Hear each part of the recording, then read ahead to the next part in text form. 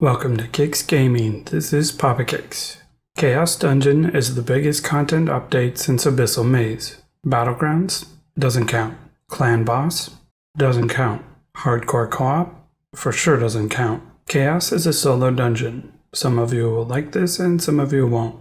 They may add multiplayer, but it hasn't been announced at this time. Abyssal is a walk in the park by comparison. Start by reducing the effectiveness of your damage reduction by up to 95%. You'll just wear dodge gear? It's just as bad. Enemies hit like a truck, and your life drain is even worse than in Abyssal. Getting that first kill to level up might take you a while. You get a list of 6 random hunters to pick from. Fortunately, there seems to be a high chance of getting an S tier hunter, but expect some runs to end because you did not get the hunters you needed. The floors are random. You get to pick your first floor, but the second floor could be Yeti or it could be Dragon. Floors do not duplicate, so you will have to play one of each dungeon to complete a run. Dragon should be easy, right? Nope.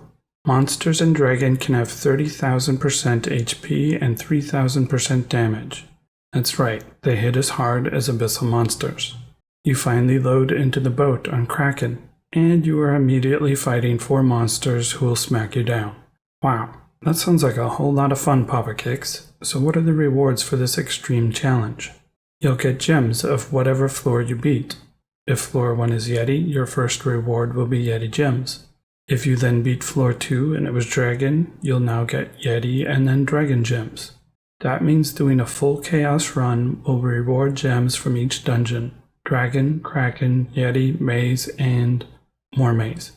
The amount of gems increases each floor to encourage you to keep going. Floor 5 gives over 5 times rewards compared to floor 1. This may get adjusted by the time the mode is released.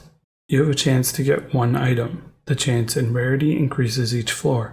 This is a confirmed higher rarity chance than Abyssal, so it's now the best drop rate for mythics in the game. You also get Powerstones. It's random, but it can be up to rank 4, which is higher than Abyssal. This is great because you're going to need them to craft rank 7 Power Stones. That's right, rank 7. Power Stones. Some of the stones only get a small buff. Damage reduction goes from 9% to 10%. It isn't much, but you can now reach the cap of 90% from gear alone. This means you can remove the damage reduction perk if you are using it. It also means your hunters without this perk now have max survivability. I know we were all hoping to go down to 8 stones, but that didn't happen. However, in Chaos Dungeon, damage reduction might not be the best route to take anymore. It wasn't. Be prepared to get slapped around like a wet noodle with your damage reduction gear. This is essentially what you are wearing. It's time to rethink damage reduction gear, at least in Chaos Dungeon. Dodge fared slightly better. You'll now be able to reach the 90% cap with 8 stones instead of 9. But in Chaos, it still doesn't matter. Going with a full dodge set is not a good choice. During testing, we all struggled greatly in Chaos until we finally let go of our damage reduction gear. It was a hard habit to break, but it paid off immensely. No one beat floor 5 until they had switched to a different build. Then we all started winning slowly as we learned. So I'm giving you a heads up. Start building a more balanced set now if you don't already have one. Other stones look like bad buffs but are actually pretty good. Fire only increased by 25%. It seems like nothing, but if you remember that a full fire set adds 3.5 stacks per hit, a rank 7 set adds 5 stacks per hit. That's actually a 40% increase in stacking power. Another thing to consider is the buff to heal and tentacle fire sets. Going from 1.25 stacks to 2.5 stacks per hit is a 100% increase. Poison got a similar bonus as fire. If you use the meta poison build, you will get a 33% stacking increase. Not too shabby, but you're going to need it. We saw 100,000 and even 200,000 stacks of poison before killing a boss during testing. Stacking hunters are going to shine in Chaos Dungeon. Tentacles get a big buff. Going from 75 to 90% means that if you're wearing 2 stones, you're going from 50% chance at 2 tentacles per attack to 80%. It also means 1 stone is pretty much guaranteed to give a tentacle, so you could drop down to 1 stone if you wanted. Life drain increased from 15 to 20%. If you watched my live stream, you'll know that this was 30% before. This was a bug and was fixed. It's still a great buff though. In Chaos, you'll realize why it was increased so much. Similar to damage reduction, your life drain gear isn't worthless, but you can't face tank at level 1 anymore. Floors 2 and 4, monsters are immune to life drain, so leveling up will be much harder. Thankfully, the boss still lets you life drain, but the resistance is huge. You won't survive until you get a few thousand stacks of poison or fire on the boss to heal from. Damage increases to 75 per stone. This is a predictable increase and will scale nicely with a mythic set. Apologies to anyone who doesn't have their set yet. Attack speed. They missed the opportunity to fix this stone. It's the worst offensive stone by far, and unfortunately rank 7 did nothing to change that. The rest of the stones all got increases that are pretty much exactly what you'd expect. HP, XP, stun, movement speed, all of them are standard incremental increases. Resistances and enemies. Note, these values can and probably will change to make the dungeon more balanced with what the devs had in mind. Every floor has a specific set of resistances for you to consider. How these same resistances play out in each dungeon can be considerably different, however. Yeti on floor 3 is a very different fight from Yeti on floor 2, or even Maze on floor 3. Most floor 2 maps have 0% life drain from monsters and reduced life drain from the boss. It's close to a no-heal floor, but way more forgiving.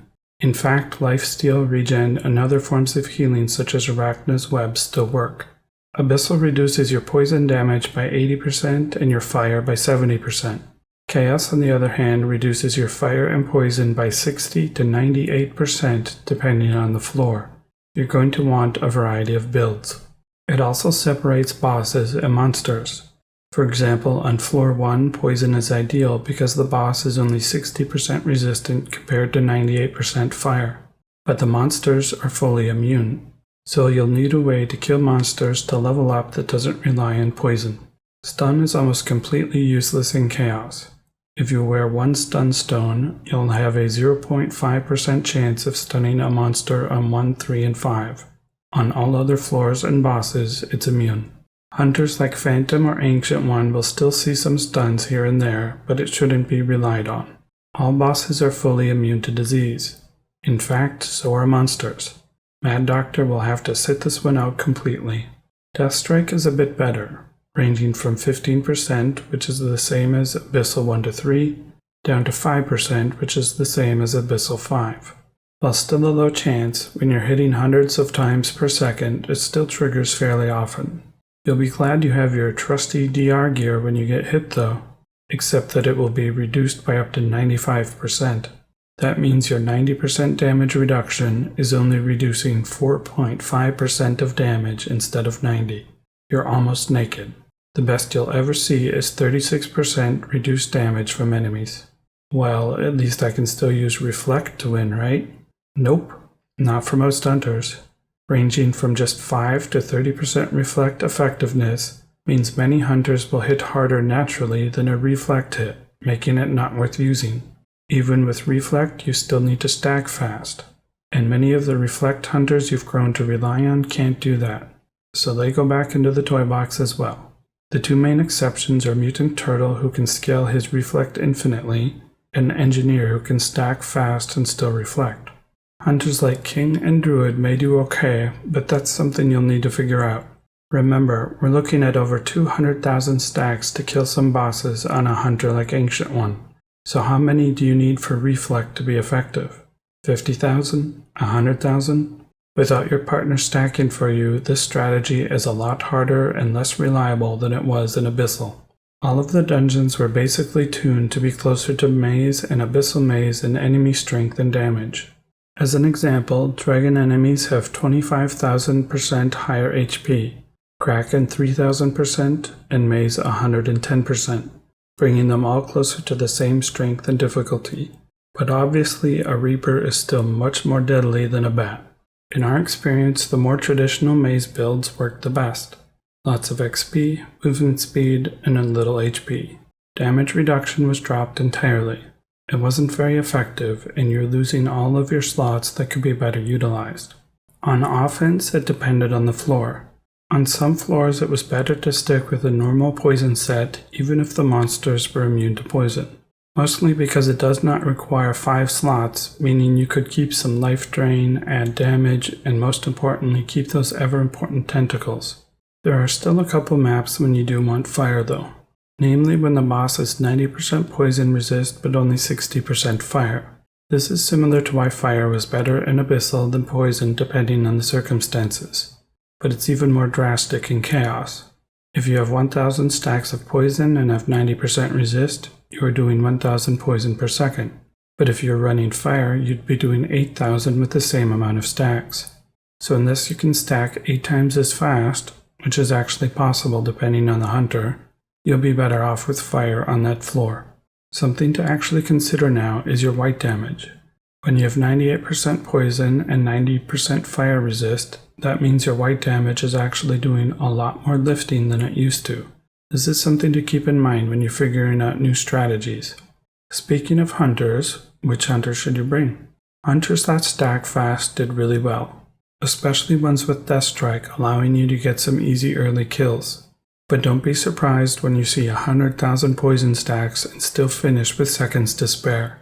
You'll need to balance your time farming and leveling with stacking.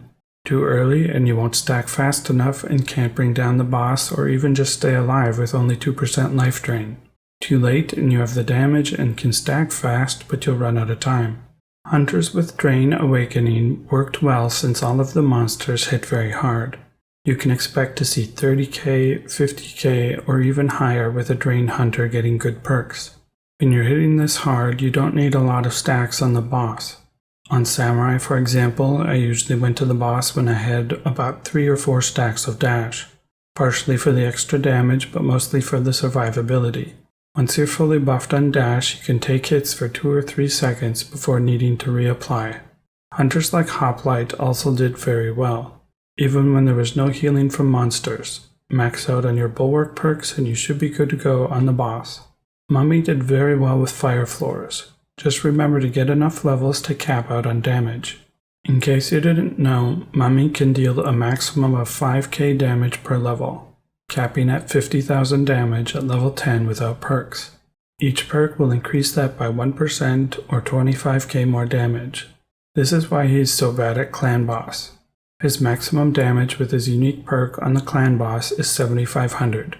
He can't compete with hunters like Anubis or Mad Doctor, which scale with time. It's also why he works so great in Abyssal.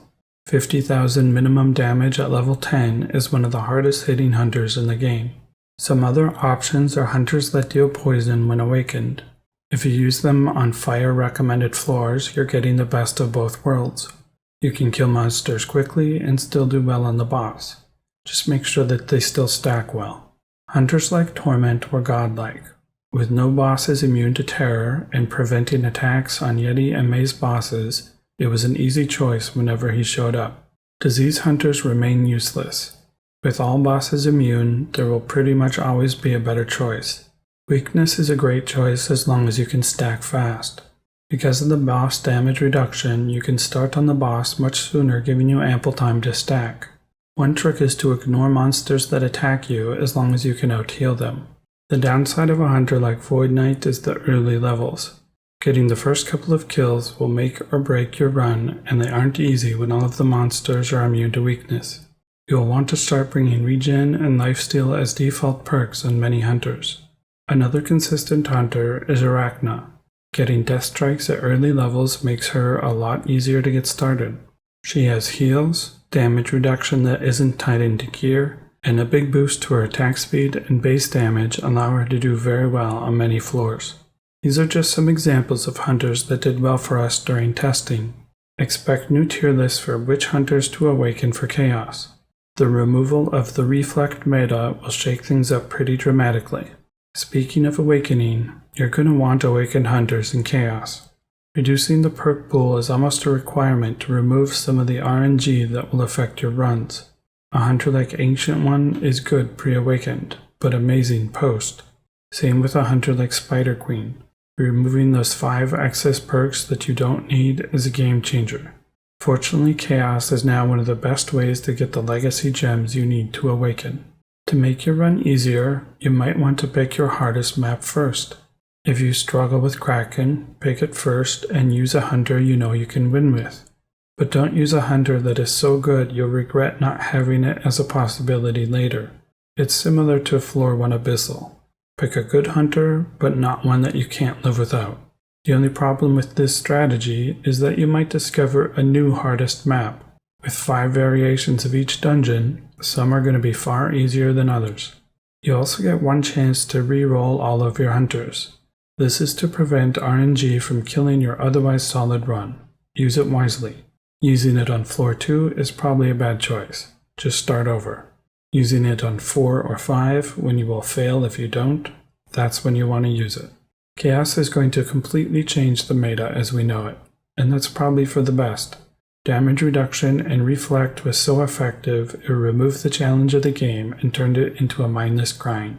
You now have a chance to think about different strategies, such as, how can I survive without life drain? How fast can the hunter stack? How hard can the hunter hit?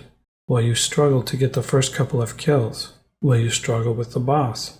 Expect new tier lists that will help you figure out what hunters to use on which floors. We're not even sure of the format yet.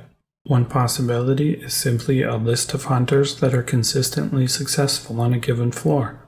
Something like this. We'll have to wait and see what the community comes up with. What do you think about the new dungeon? Are you excited? Are you nervous or overwhelmed? Let me know in the comments. If you haven't already subscribed, please do so. I want to thank my patrons and community supporters. They make videos like this possible. Please consider joining them if you like content like this. And thank you for watching. I'll see you tomorrow. Maybe. Papa Kicks out. With rank 7 stones, you're gonna need gold. How does 5k sound? Every video I make has a code hidden in it for the first person who finds it. In my last video, the code was hidden on this screen. Since the code is 16 letters long and a player ID is 8, I split the code in 2 and put it where the player ID normally goes. However, no one claimed this prize for almost a week. I had several people say they found the code, but it was already redeemed, and when I asked them to verify for me what the code actually was, well, nobody did. The reason I wanted to verify is because things aren't always as straightforward as they seem. In this case, I put the second half of the code first, and then the first half second.